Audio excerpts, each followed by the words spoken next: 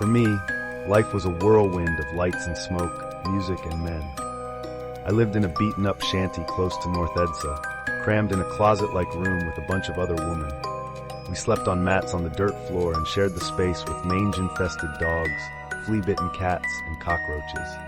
My wardrobe consisted mostly of skimpy skirts, tank tops, and the cheapest high heels you can buy in Capo.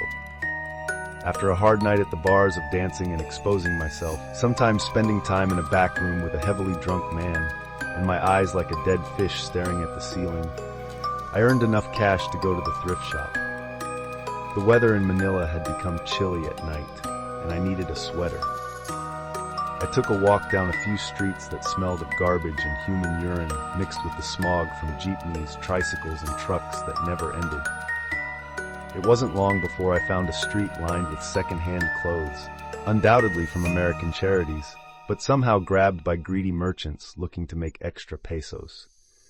The sweater was like a pearl in murky waters as it lay neatly on top of a bunch of tattered, motley clothes. Wondering how someone had not yet bought it, I quickly took it in my hands and studied the richness of the fabric. It was as soft as a rabbit's fur and just as warm.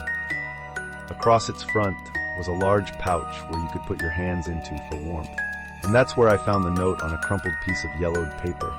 It smelled like the section of a library where ancient books could be found, dust and dank. On the paper were scrawled the words, where 67th Banawi Street, pay 1,000 pesos a night. Job, lie on the bed. From 11 p.m. to 3 a.m., keep your eyes shut, never open them. Past 3, your money will be on the dresser. Banawi Street. The note did not say which city, but I recalled the name of a street in Quezon that one of my roommates used to visit for a client. It was where the more upper-class people lived. I stuffed the note in my pocket and paid the merchant. Only 30 pesos, not bad. The sweater was wonderful on my skin and made me glow like a snowflake. I felt like one of those young starlets on our local Capamilia TV network. And in my pocket was the promise of an easy, high-paying job. Those came so rarely. I must admit that, even if the job seemed sketchy, the promise of 1,000 pesos a night was tempting. I could get myself out of my situation. Maybe go to college, find a real job. After a lot of asking and searching, I found the house that night. 67th Banawi Street was in desolate condition, even if it was in an upper-class neighborhood. A single-story house surrounded by a short wire fence. Yard unkempt, weeds stuck up like tousled hair. Boards molded, loose, shingles chipped, paint faded, windows cloaked with dust. Still, it was 100 times better than the shanty I slept in. The light of the patio was on as I approached, and when I knocked, the door opened as if ajar. I called hello. No answer. The interior smelled aged and sour, like wet laundry left in the wash for days. I stepped inside, leaving the door slightly open so the light from the patio can illuminate my way. The floor felt as if it might give way beneath my weight. I felt the walls pressing in on me, heavy and damp. The place reminded me of a body they had found in the sewage canal close to where I lived. Bloated and bruised, deteriorated. I passed the dark living room. There was a TV, a battered couch, a coffee table with an ashtray and some empty cans. The room reeked of cat urine and dried feces. No one there. I attempted to turn on some light switches, but found them useless. I turned away and headed down a hallway, noticing a pale light glowing beneath a closed door. I called again. Absolute silence. I clasped the handle and pushed, ignoring the greasy residue it left on my palm. I found a single bed covered in drab sheets, one dresser beside it with a digital clock. It illuminated the time strongly through the darkness. 10:50 p.m. Feeling disturbed, I might have turned away. The house was empty. The job was just going to be another man looking for a quick fix. But now I was curious. It didn't seem that way, and the uncertainty of it unnerved me. But still, 1,000 pesos was too good to pass. I needed to find out if it were true. I lay on the bed with the note in my hands, facing the glow of the clock. 10:54, I listened. The house made no sound, muffled as if a hand lay over it. I felt afraid but excited. 10:56, my heart throbbed from my chest, through my throat, in my head. I imagined the ticking of a clock, tried to match my heart with its beat. 10:59. I shut my eyes, waited. 11 came.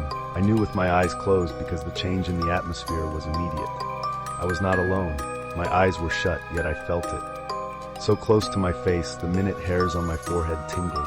It breathed, tight, stressed, as if forced to breathe only from its nose. I felt the air warm the area just above my lips. I smelled it, a sour smell like pickled gums, and there was something else, pungent, thick, sweet, the smell of blood. I resisted the urge to gag. Seconds turned to minutes, and still the presence lingered against my face. My body suffered, paralyzed with fear. I felt every strained breath, in, out, slow, afraid. I felt the slightest itch on my body, prickles against my legs, bites up my thighs, behind my back and neck, sweat creeping, crawling, brushing upturned hairs, and begging me to scratch and move. I didn't. Bones ached, muscles wept, my heart struggled like a sparrow caught in someone's hands. The presence continued its steady closeness to my face. My forehead glittered with sweat and now began to throb. My nose pricked, twitched. I wondered if it saw that. Even my eyelids sweated, my eyes behind them stiff, shot, scared, hiding behind lids like frightened children in a closet. The smell relented. My lungs resisted its entry, asking for me to turn my head away, escape from such a foul smell. Yet I could not. Every part of my body was frozen so long as the thing stared into my face. Never opened them. My hands still clutched the note. As long as I kept my eyes closed, I thought, nothing could happen to me. I analyzed the letter in my mind, repeated those 3 words. Never open them. Again, 10 times, uncountable times, steeling myself to start my next move. I breathed. A long inhale. Sourness and the sickly smell of blood swamped my lungs. I gagged, coughed, and then I turned.